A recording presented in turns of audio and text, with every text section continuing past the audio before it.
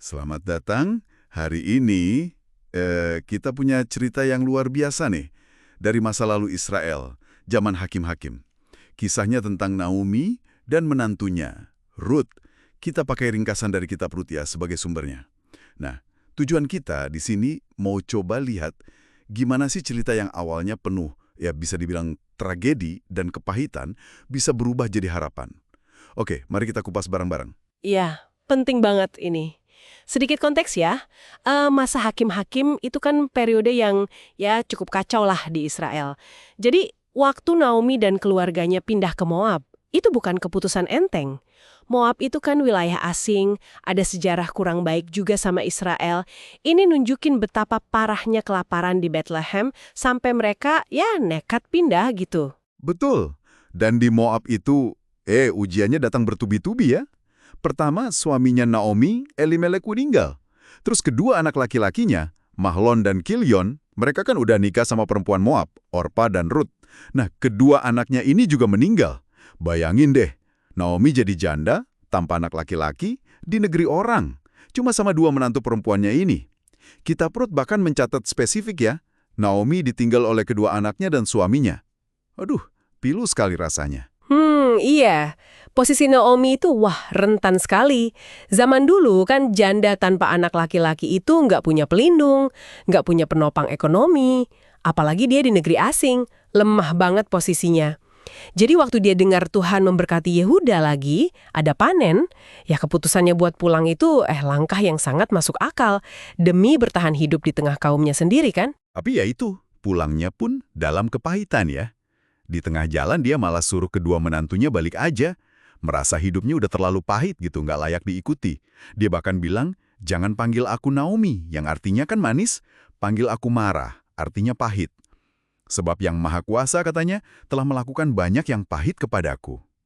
Orpa akhirnya nurut, dia pulang. Tapi Ruth, nah ini dia Ruth, menolak. Momen penolakan Ruth ini, aduh ini legendaris banget. Dia ngucapin janji setianya itu, yang terkenal, jangan desak aku meninggalkan engkau. Terus dia bilang, bangsamu adalah bangsaku dan Allahmu adalah Allahku. Wah ini kedengarannya indah ya, tapi kalau dipikir-pikir, apa sih sebetulnya makna dan resiko pilihan Ruth ini buat perempuan Moab zaman itu? Selain rasa sayang ke Naomi ya. Nah, ini dia poin krusialnya. Ini bukan cuma soal kesetiaan personal biasa aja. Kalimat Allahmu adalah Allahku itu nunjukin konversi iman. Total. Ruth secara sadar milih meninggalkan dewa-dewa Moab, tradisi Moab, untuk ikut Tuhannya Israel. Risikonya gede banget.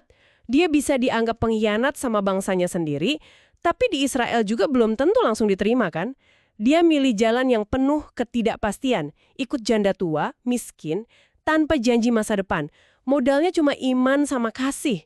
Ini tindakan iman yang radikal sih. Oke, jadi mereka sampai di Bethlehem. Harus cari makan kan ya? Ruth ini inisiatif. Dia kerja memungut sisa jelai di ladang. Ya, pekerjaan orang miskin waktu itu. Dan kebetulan banget nih, dia masuk ke ladang milik Boas. Orang kaya, terpandang, dan ternyata masih kerabat almarhum suaminya Naomi. Gimana tuh pandangan Boas ke Ruth waktu pertama kali lihat dia? Boas ini ternyata udah denger reputasi baik Ruth, terutama soal kesetiaannya ke Naomi, mertuanya itu. Dia terkesan, makanya dia pastiin Ruth aman, dapat makanan cukup waktu kerja di ladangnya. Tapi, lebih dari sekedar baik hati ya, posisi Boas sebagai kerabat dekat Elimelech ini membuka pintu ke konsep Goel, penebus kerabat. Goel, itu apa lagi tuh artinya? Dalam konteks ini gimana? Nah, Goel ini kerabat laki-laki terdekat. Dia punya hak sekaligus kewajiban hukum untuk menebus. Menebus dalam artian menikahi janda kerabatnya yang meninggal tanpa anak laki-laki. Tujuannya mulia sih, buat melanjutkan garis keturunan keluarga sama menjaga tanah warisan biar nggak hilang. Jadi tindakan Boas melindungi Ruth dari awal itu ya bisa dilihat sebagai langkah awal menuju peran penebusan ini. Wah, Naomi ini memang bijak ya. Dia lihat peluang di Boas ini. Dia kasih petunjuk ke Ruth, gimana caranya mendekati Boas secara terhormat, sesuai adat, untuk minta hak penebusan itu. Ada di Rut pasal 3 ceritanya. Terus, gimana respon Boas? Boas ini luar biasa. Dia merespon dengan penuh integritas. Sangat menghargai Ruth. Dia janji bakal selesaikan urusan penebusan itu sesuai hukum. Bahkan ada kerabat lain yang secara aturan lebih berhak, tapi nolak. Akhirnya, ya Boas menikahi Rut. Dan pernikahan ini disambut gembira sama orang-orang Bethlehem. Jadi bukti pemeliharaan Tuhan gitu. Lalu, apa signifikansinya pernikahan ini kalau kita lihat gambaran besarnya? Oh, ini dampaknya jauh banget. Pernikahan Boas dan Rut ini menghasilkan anak laki-laki namanya Obed. Obed ini ayahnya Isai. Nah, Isai ini ayahnya Raja Daud. Jadi lewat Rut, seorang perempuan Moab, orang luar, garis keturunan Daud itu nyambung. Yang dalam tradisi Kristen kan dipercaya sebagai jalur leluhur Yesus Kristus. Jadi kisah personal Naomi dan Rut ini ternyata, bagian penting dari rencana penebusan ilahi yang besar. Naomi yang tadinya minta dipanggil marah, pahit, sekarang nimang cucu, simbol pemulihan total dari Tuhan. Luar biasa ya ceritanya. Jadi, apa nih yang bisa kita ambil buat direnungkan dari pembahasan ini? Jelas banget ya, Tuhan itu bisa bekerja bahkan di tengah kepahitan yang paling dalam sekalipun. Terus, kesetiaan yang tulus, kayak Rut itu, itu berharga banget. Dan kasih Tuhan itu nggak terbatas suku bangsa ya. Rut, orang Moab, bisa masuk dalam rencana besarnya. Tuhan itu benar-benar bisa membangun masa depan dari, puing-puing masa lalu. Betul sekali.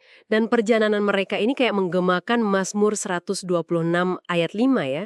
Orang yang menabur dengan mencucurkan air mata akan menuai dengan sorak-sorai. Pengingat bagus banget bahwa harapan selalu ada. Nah, sebagai penutup nih, mungkin pertanyaan ini buat Anda renungkan. Kalau kita lihat gimana kesetiaan Rut, si orang luar ini dampaknya bisa sampai generasi-generasi berikutnya.